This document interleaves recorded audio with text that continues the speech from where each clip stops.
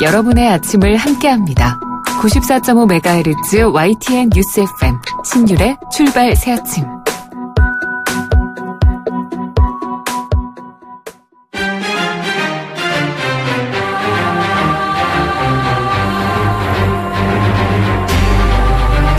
매일 아침을 뉴스로 깨웁니다.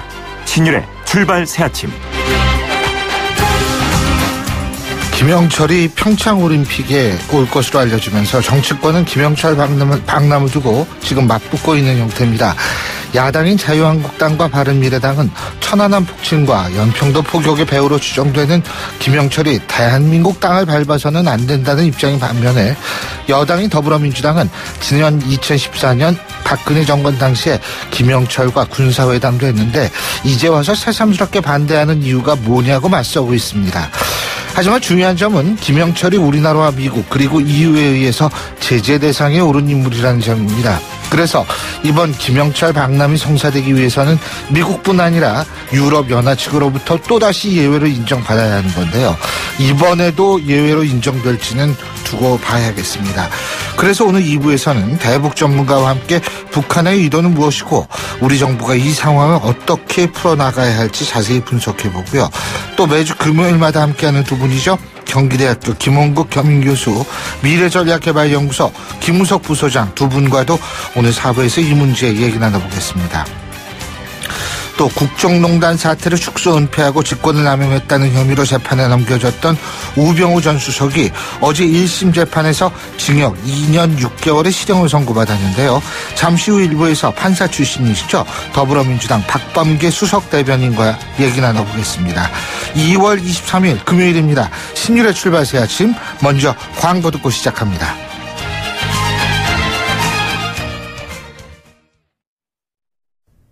YTN 라디오 신율의 출발 새아침. 예, 지금까지 들어온 뉴스 백병규 시사평론가와 함께 알아보겠습니다. 어서 오십시오. 안녕하십니까. 예, 제가 오늘 오프닝에서도 말씀을 드렸는데 북한이 평창 동계올림픽 폐회식에 김영철 노동당 대남 담당 부위원장 겸 통일전선 부장, 그러니까 이게 우리나라로 치면은 국정원 플러스 통일부인데 말이에요. 그렇죠. 예, 이 김영철을 단장으로 하는 고위급 대표단을 지금 파견하기로 했죠. 네, 이제 그 개회식 때는 그 김여정 그 당 선전선동부 그 제1부장 등을 이제 보낸 데 이어서 이 폐회식에도 이제 그 대표단을 그 파견하겠다고 한 것은 일단 그 남북 관계 그 개선에 그 강한 의지를 보인 것으로 좀 풀이가 되고 있죠. 예. 이 통일부는 그 김 부위원장과 그 리성권 조국평화통일위원회 그 위원장, 이분은 이제 그 우리 그 남북 그 고위급 접촉 때 이 대표를 맡았던, 대표를 맡았던 분이죠. 그리고 이 수행원 등 그 6명으로 구성된 그 대표단이 25일 육로로 그 박람회에서 그 2박 3일 동안 그 체류할 예정임을 북한 측이 어제 이제 오전에 통지문을 통해서 알려왔다고 이제 밝혔습니다. 근데 이거 가지고서 지금 정치권도 상당히 논란이죠. 왜냐하면 김영철이 지금 천안함 폭침과 연평도 포격의 배후로 지금 거의 추정이 되고 있는 인물이기 때문에 이것도 논란이고, 거기다가 미국의 독자 제재 대상이자 우리나라의 독자 제재 대상이고, 제가 알기로는 EU도 이 제재 대상으로 올린 인물이라고 알고 있거든요. 맞습니다. 예. 이제 이게 참 그 남북 관계에서 미묘한 지점인데요. 예. 그 김영철 그 부위원장이 그 대남 정책을 그 총괄하는 그 통일 전선부장을 지금 겸하고 있지 않습니까? 예. 또 그 리성권 조평동 그 위원장이 포함되는 등 그 고위급 대표단을 이제 주로 그 대남 관계자 그 위주로 구성한 것은 이 남북 관계 발전에 그 높은 비중을 두고 있다. 이제 이런 징표로 해석될 수가 있습니다. 그러나 말씀하신 것처럼 그 한미 독자 제재 그 대상 리스트 인물을 이 대표 단장으로 그 통보함으로써 이 한미의 그 제재를 그 인정하지 않겠다, 이런 메시지도 이제 같이 던진 것 아니냐, 이런 풀이도 가능하겠죠. 이 외교부는 그 제재 대상인 그 김 부위원장이 그 동계올림픽 그 폐회식 참가에 대해서 미국 등과 긴밀히 협의 중이다, 이렇게 좀 밝히기도 했습니다. 그렇죠. 그리고 이제 이 제재를 인정하지 않겠다라는 것도 있겠지만 국제 제재에서 남북 관계만은 예외로 한다라는 인상을 자꾸 이렇게 반복적으로 주는 것 아니냐라는 분석도 가능할 것 같은데 말이에요. 북한이 노려는 한 것 같아요. 그 자유한국당 어제 긴급의총을 가졌네요. 김영철의 방남은 절대 불가하다. 김성태 원내대표는 사살해야 될 사람이다. 이런 얘기까지 했죠. 그러게요. 좀 예. 과격한 발언이기도 한데 예. 어쨌든 그 자유한국당 그 김 부위원장 그 파견 소식이 전해지자 어제 그 국회 상임위원회 그 일정을 중단한 뒤에 두 차례나 이제 그 긴급 의원총회를 갖고요. 이 김 부위원장 그 방문은 그 절대 수용 불가하다. 이것을 이제 그 당론으로 그 채택을 했습니다. 예. 자유한국당은 그 오늘 오전에 그 이제 청와대 앞에서 그 기자회견을 갖고 이 문재인 대통령에게 그 김 부위원장이 그 평창 올림픽 그 폐회식 참석 불허를 요구하는 이 항의 행동에 이제 들어가겠습니다. 예. 이 김성태 원내대표 어제 말씀하신 것처럼 이제 그 김영철은 이 정찰총국장으로서 그 천안함 폭침과 연평도 그 포격 주범으로서 그 한국당을 밟으면은 이 긴급 체포하거나 사살시켜야 할 대상이다. 예. 이제 이런 말까지 했다고 하죠. 이 바른미래당의 그 김철근 대변인 또한 이 김영철 부위원장은 그 천인 공노할 그 대남 도발의 그 기획자이자 그 원흉으로 알려진 인물이다. 굳이 그 대북 제재를 그 훼손하면서까지 김영철 노동당 그 중앙위 부위원장을 그 단장으로 한 이 대표단 방문을 그 수용하는 정부의 태도는 지극히 우려스럽다. 이러면서 이제 그 자유한국당과 그 공동 보조를 취하게 됐습니다. 그런데 제가 앞서 오프닝에서도 잠깐 얘기했지만 더불어민주당은 무슨 얘기냐. 박근혜 정권 당시에도 2014년에 군사회담에 북한 수석 대표로 나오지 않았는데 지금 이런 논리 아닙니까? 네. 이제 그 더불어민주당과 또 그 예. 정부 차원의 좀 설명이 있었는데요. 재윤경 그 민주당 그 원내대변인 이 브리핑을 통해서 이 김영철 부위원장은 그 박근혜 전 대통령 시절인 그 지난 그 2014년 10월 예. 남북 군사회담에 그 북측 수석 대표로 그 참석을 했고 이 박근혜 전 대통령 시절에는 그 만나도 되는 사람을 지금은 만날 수 없다는 논리는 좀 어디에서 나오는 것이냐 이렇게 좀 맞받아쳤습니다. 또한 그 북한 김영철 부위원장이 그 천안함 사건의 그 배우라는 자유한국당의 그 주장은 추측일 뿐이라고 이제 말하기도 했는데요. 이 조명균 통일부 장관이 그 김영철 부위원장이 그 천안함 그 폭침 주범이라는 그 야당들의 그 반발과 관련해서 이 과거 국방부가 그 천안함 도발의 그 구체적인 책임 소재를 그 확인하기 어렵다고 한 것으로 안다. 이렇게 이제 어제 국회에서 이제 그 국회 외교통일위원회에서 말하기도 했습니다. 예. 네, 조명균 장관은 어제 그 국회에서 열린 그 외교통일위원회 그 전체회의에서 이 서청원 자유한국당 의원의 그 질의에 대해서 2010년 3월 26일 이 천안함 폭침 사건이 그 일어난 후에 국회에서 그 많은 토론이 있었고 그 과정에서 당시 국방부가 밝힌 내용을 확인한 결과 그렇다더라. 그러면서 이 구체적인 그 사람의 그 책임 소재는 확인하기 어렵다고 답변한 적이 있다. 이렇게 좀 답변을 했다고 하죠. 그렇군요. 그런데 지난번에도 이게 시간이 지난 다음에 우리가 알았는데 이 북한 대표단하고 미국 대표단이 만날 뻔하지 않았습니까? 지난번에 북한이 먼저 시위했다가 그렇죠. 스스로 취소했었는데 네, 그 평창올림픽 개막식 때 자 그러면 이번에는 만날 수 있는 거 아니냐? 또 이런 얘기가 나오는 거 아니에요? 네, 그 미국 측이나 그 청와대는 일단 그 북미 접촉 계획은 없다고 그 선을 긋고 있습니다. 예. 또 그 미국 그 대표 단장으로는 그 도널드 그 트럼프 미국 대통령의 그 장녀인 그 이방카 트럼프 그 백악관 그 선임 고문이 이제 오지 않습니까? 예. 이 북측 대표단과 비교해 볼 때 급이나 내용 측면에서 좀 잘 맞지 않는다. 이제 이런 분석도 나오고 있는데요. 그러나 이제 주목되는 것은 이 미국 측 대표단의 그 앨리슨 후커 백악관 그 국가안보회의 한반도 담당관이 그 포함되어 있다는 점입니다. 예. 이 북미 접촉 여부가 이제 주목이 되고 있는데요. 후커 담당관은 그 제임스 클래퍼 그 국가정보국장을 통해 수행을 해서 2014년 방북을 해서 이 김영철 당시 그 정찰총국장과 만날 때 그 배설한 바 있다고 하고요. 예. 뉴욕타임스도 그 이 때문에 이 북미 접촉 가능성 완전히 좀 배제할 수 없다. 이제 이런 기사를 내놓기도 했습니다. 자, 그리고 문재인 대통령이 오늘 이제 방한하는 딸, 트럼프 대통령의 딸이죠. 이방카 백악관 성인공과 한 만찬을 함께 한다. 이런 소식도 있죠. 그렇죠. 이 문 대통령과 그 이방카 고문의 그 접견에서는 그 예. 최근 그 관심이 그 집중되고 있는 이 북미 대화 등과 관련한 그 트럼프 대통령의 메시지를 전할지 여부가 이제 그 주목이 되고 있고요. 예. 이번 만남이 그 김정은 북한 노동당 위원장의 그 여동생인 그 김여정 그 특사와 이 마이크 펜스 미 부통령의 그 서울 회동이 그 성사 직전 단계에서 이제 불발된 지 2주만이라는 점에서 이 북미 대화 문제도 그 어떤 식으로든 거론되지 않겠느냐 이렇게 좀 추정이 되고 있죠. 이 만찬에는 그 문 대통령의 그 부인인 그 김정숙 여사를 비롯해서 임종석 그 대통령 비서실장 그리고 그 장하성 정책실장, 정의용 그 국가안보실장 등 그 주요 참모들도 그 대거 좀 배석할 것으로 이렇게 알려졌는데요. 이 청와대는 그 이방카 고문이 그 미국 정보를 그 대표해서 오는 만큼 중요 외빈들을 맞이하는 장소인 이 청와대 그 상춘제에서 만찬을 하는 등 이 정상급 의전을 좀 제공할 계획이라고 하죠. 오늘 말씀 잘 들었습니다. 고맙습니다. 네, 고맙습니다. 지금까지 백병규 시사평론가였습니다.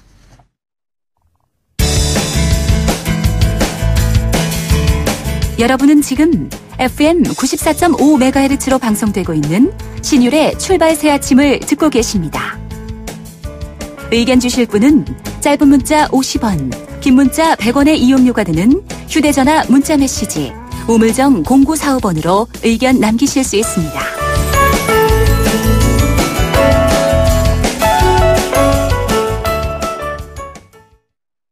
국정농단 사태를 축소 은폐하고 직권을 남용했다는 혐의로 재판에 넘겨졌던 우병우 전 수석이 어제 1심 재판에서 징역 2년 6개월의 실형을 선고받았습니다.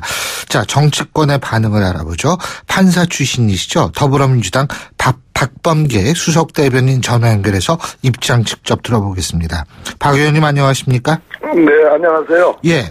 자, 이 법조인 출신이시니까 징역 2년 6개월 받았어요. 우병우 전 수석.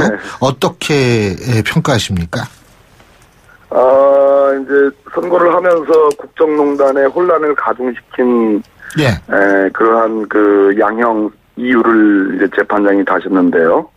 사실 저는 2년 6개월 좀 혼란스럽다 하는 느낌을 갖습니다.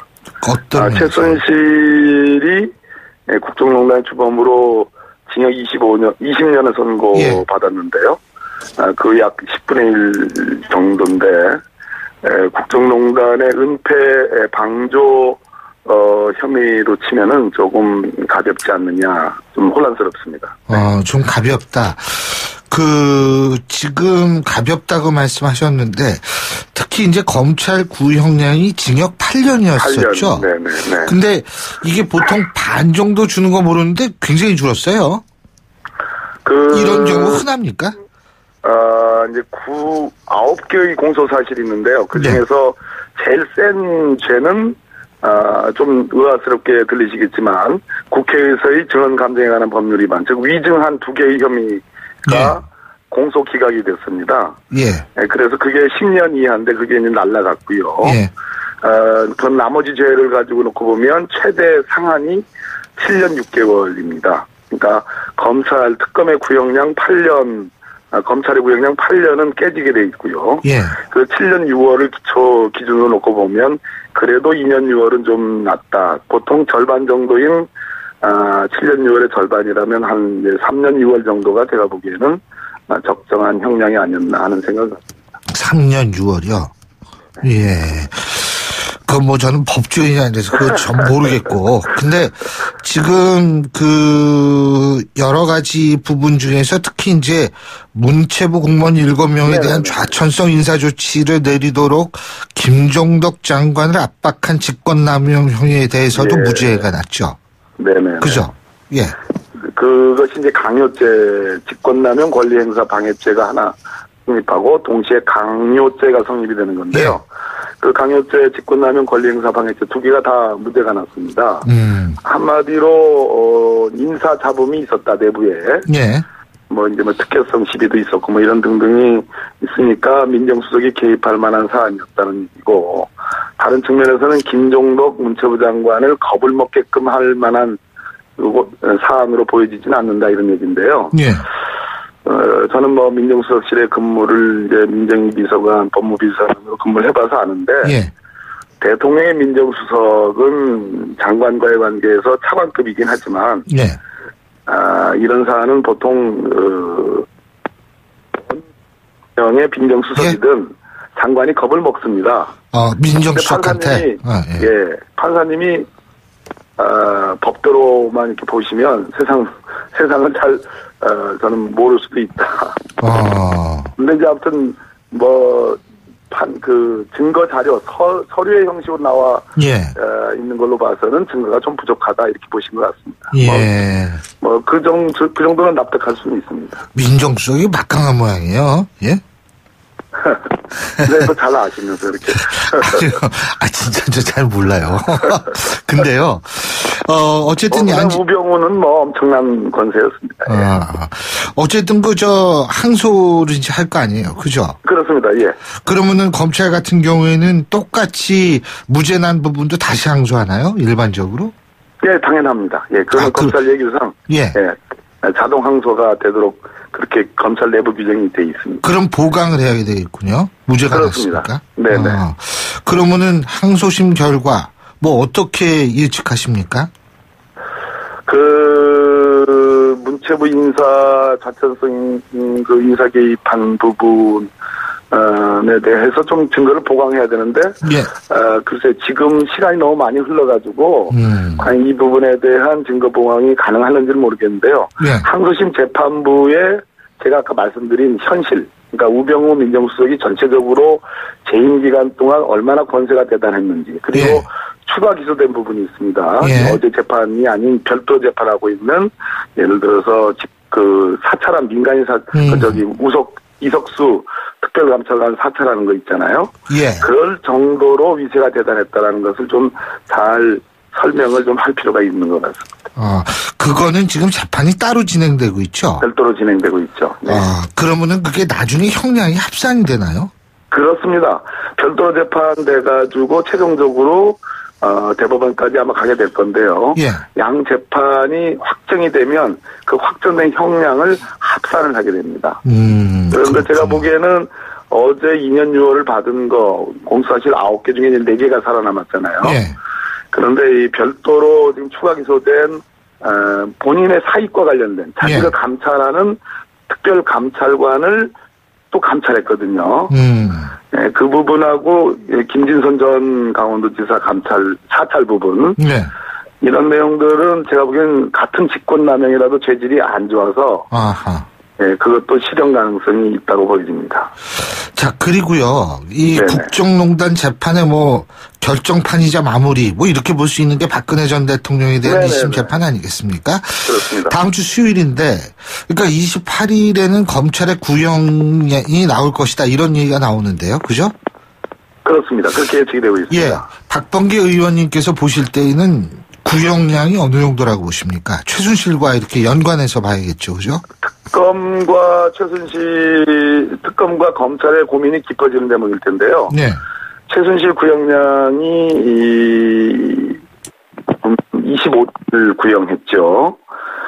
그리고 25년 구형해서 20년이 선고가 되었습니다. 만약에 갖게 되면 결국 이 나라에는 2명의 대통령이 있었다는 얘기고요. 그렇지 않습니까? 그렇죠. 그래서 1차 법정 최고 한도가 30년입니다. 그래서 저는 그래도 일국의 대통령이었으니까 또 최순실은 13가지 죄목이고 박근혜 전 대통령이 18가지입니다. 그래서 한 30년 구형을 예상을 하고 있습니다. 박근혜 전 대통령의 죄목이 한 5가지가 더 많군요. 그렇습니다. 그러면은 이 정도 구형이 됐을 경우에 그거는 또 판사의 판결을 기다려 봐야겠지만 상당히 위중한 중형이 내려질 가능성이 높겠네요. 김세윤 재판부인데요. 그때 최순실에게 20년형을 선고한 저는 한 15년 정도로 예상을 했었는데, 굉장히 엄정하게 형을 선고하는 분 같습니다. 그렇다면, 제가 예측한 특검의 구형이 한 30년 구형이면, 최순실보다는 많이 선고될 가능성이, 있지 않겠느냐 하는 생각을 가져봅니다. 자, 이거 좀 딴 것도 좀 여쭤볼게요. 김영철이 오잖아요. 이제 고위급 대표단으로요. 그죠? 질문지 없는 내용인데. 근데 이 사람이 지금 천안함 폭침의 주범이라고 추정이 되고 또 연평도 포격의 이 주범이라고 추정이 되는데 지금 이 부분을 어떻게 해야 됩니까? 더군다나 이제 미국하고 EU하고 우리나라한테는 제재 대상에 오른 인물인데요. 감정도 헤아려야 되겠지만 현재 국면 자체가 법적인 국면이 아니고 북한이라는 한 집단 자체가 우리나라 법상은 반국가 단체입니다. 네. 그럼에도 불구하고 소위 외교라는 형태의 한반도의 평화를 위해서 외교라는 형태의 어떤 그 정상회담이나 교류가 있어왔죠. 예. 뭐 일촉즉발의 전쟁 위기까지 갔었다가 지금 평창올림픽을 계기로 화해 무드로 바뀐 건데요. 그래서 외교라는 어떤 대승적 차원에서 한번 면밀히 지켜봐야 될 단계가 아닌가. 저는 민주당 수석 대변인으로서는 현재 그렇게 말씀드릴 수밖에 없겠습니다. 대승적 차원에서. 근데 이번에 이방카도 오지 않습니까? 예. 트럼프 대통령의 딸이요. 네네. 그러면은 어떻게 이번에 북미 회담의 성사 가능성은 어느 정도로 보십니까? 지난번에 있을 뻔했다 그러잖아요. 예. 예, 문재인 대통령이나 저희 집권 여당인 민주당의 입장에서는 남북 간의 대화 또 남북 정상회담의 필요성과 함께 또 필요한 여건으로서 북미 간의 대화도 지금 요구를 하고 있는 거거든요. 예. 이방카 고문이 마침 와 있고 또 김영철이 온다면 글쎄 모르겠습니다. 여러 가지 가능성들은 다 열어놓고 한번 봐야 될 거 아닌가 하는 생각이 들었습니다. 이게 김영철이가 제재 대상이니까 이게 만날 수 있겠느냐라고 생각하시는 분들도 있겠습니다만 사실은 지난번 김여정도 미국의 제재 대상으로 오른 인물이었던 건 마찬가지 아닙니까? 사실. 그렇습니다. 네. 그렇기 때문에 그때 당시 미국도 일단은 만나보겠다고 얘기를 했으니까 이번에도 그런 가능성을 한 번쯤 생각해 볼 수 있는 것 아닌가 이런 그 생각이 들어서 제가 이제 말씀을 여쭤본 건데요. 한번 면밀히 지켜봐야 되겠습니다. 예, 잘 알겠습니다. 예. 오늘 네네. 말씀 잘 들었습니다. 고맙습니다. 네, 고맙습니다. 예, 지금까지 더불어민주당 박범계 의원이었고요. 신율의 출발새 아침 1부 순서 여기서 줄입니다. 잠시 뒤 2부에서 뵙겠습니다. 소통의 아침을 여는 공정한 목소리 신율의 출발 새 아침. 신율의 출발 새 아침 2부 순서 먼저 광고부터 듣겠습니다. YTN 라디오 신율의 출발 새 아침. 북한이 평창 동계올림픽 개막식에 김여정을 보냈었죠. 이어서 폐막식 사흘 앞둔 어제 김영철 노동당 중앙위원회 부위원장을 단장으로 하는 고위급 대표단 파견하겠다 이렇게 통보를 했습니다. 오늘은 또 트럼프 대통령의 장녀죠.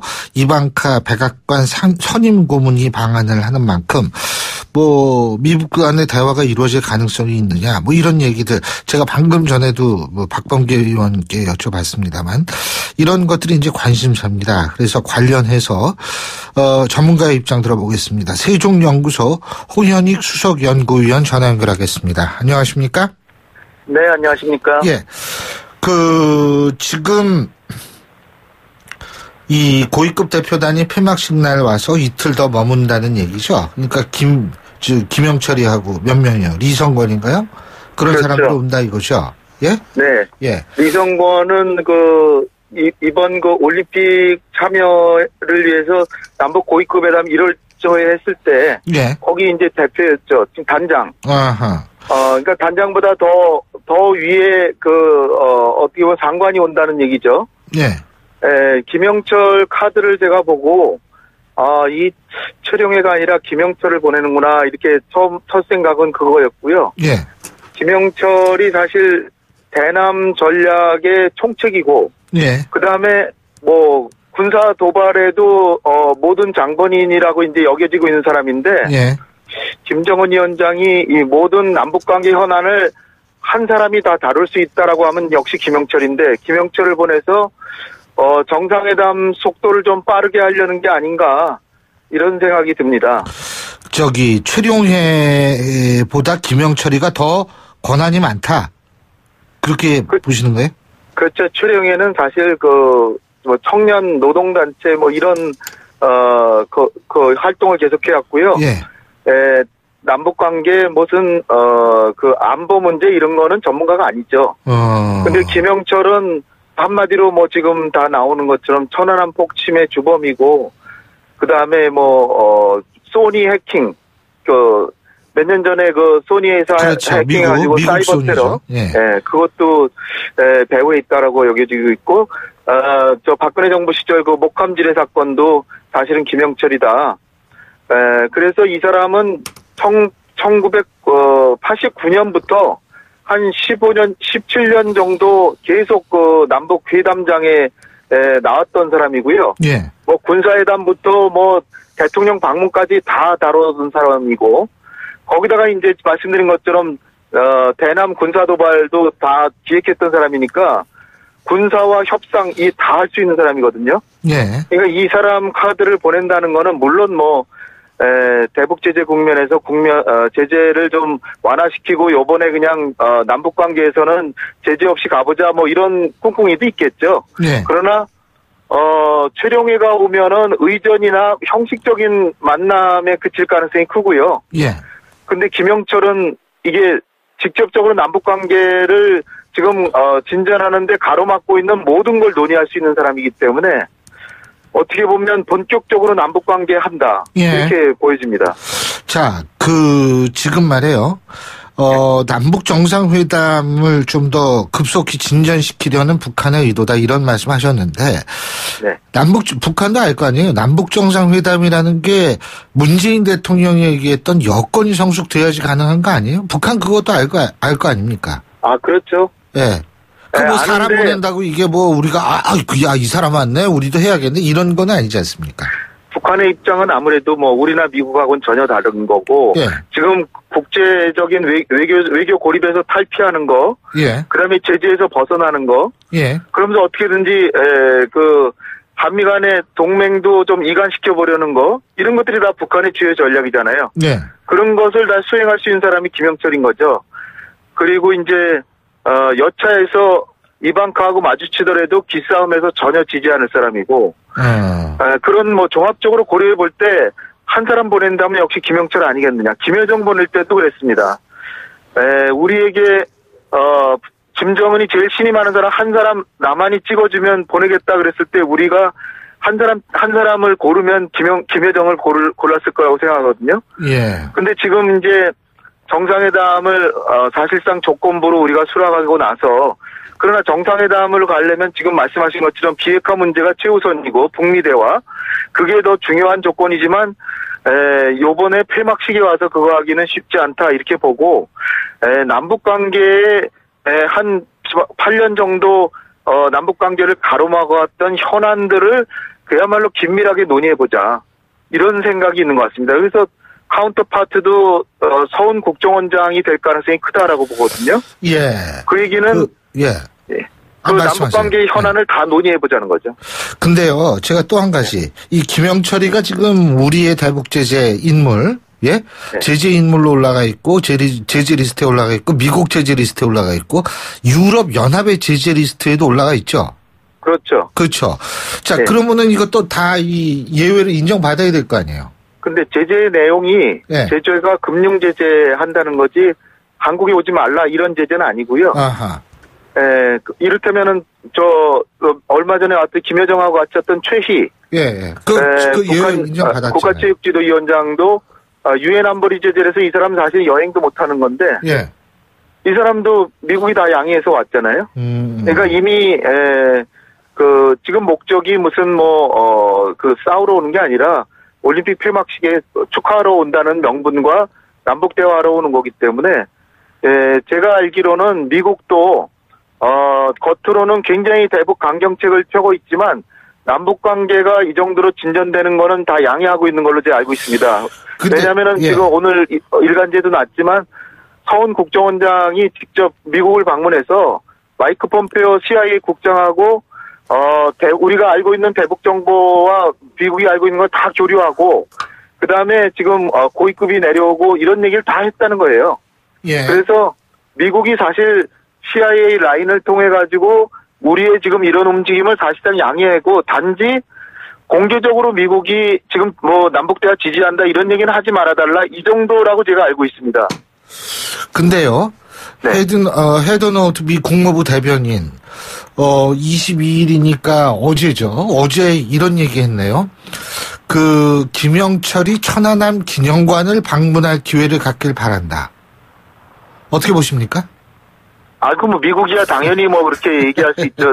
네. 저 지난번에 그 마이크 펜스 부통령 왔을 때, 네. 뭐 원비와 아버지하고 오고 천안함 시찰하고 탈북자 중에 제일 처절한 경험하신 분들 만나서 북한의 인권 규탄하고 그다음에 리세션장에서 김영남하고 얼굴 눈저 안 마주치고 5분 만에 그냥 사실상 결례처럼 이렇게 나갔는데. 예.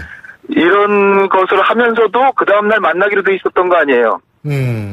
그러면은 지금 뭐 미국의 대변인 얘기가 100% 진심이라고 우리가 받아들이면 안 되죠. 자, 미국도 그러면, 제가 보기에는 요번에 앨리슨 후커 한반도 담당관이 오잖아요. 예. 이 사람이 아마 물 밑에서는 접촉할 가능성이 충분히 있다 이렇게 봅니다. 아하, 물 밑에서. 그러니까 김영철과 이방카는 안 만나더라도 예. 앨리슨 후커는 아마 리성권하고 만나든지 하여튼 그럴 가능성 충분히 있다라고 저는 봅니다. 아니, 근데 사실 이번에 또 만난다, 뭐, 그거 좋은데, 예? 네. 그렇게 이번에도 만날 거면은 지난번에 왜 취소했을까요? 개막식 때? 예, 지난번에 거의 제가 보기에는 확실한 게, 북한이 우리가 이제 북한에게 이번에 좋은 기회가 있는데 북미 대화 시작하는 계기를 해보는 게 좋지 않겠나.